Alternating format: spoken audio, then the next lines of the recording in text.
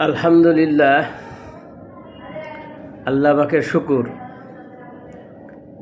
আজকের প্রশ্ন হইল, কোনো ব্যক্তি রমজান মাসে সূর্য ডুবে গেছে মনে করে ইফতার করল, অতঃপর আকাশে সূর্য দেখা গেল, এখন তার রোজার বিধান কি? প্রশ্নটা আবার বলছি, কোনো ব্যক্তি রমজান মাসে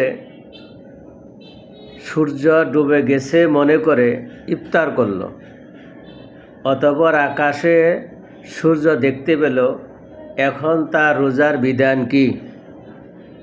উত্তর হইল, উক্ত ব্যক্তির জন্য রোজা কাজা করা ওয়াজিব। উত্তর হইল, উক্ত ব্যক্তির জন্য রোজা কাজা করা ওয়াজিব, কাফারা ওয়াজিব হবে না। রোজা কাজা করা ওয়াজিব, কিন্তু কাফারা ওয়াজিব হবে না। আশা করি উত্তরটা বুঝতে পারছেন। আলহামদুলিল্লাহ।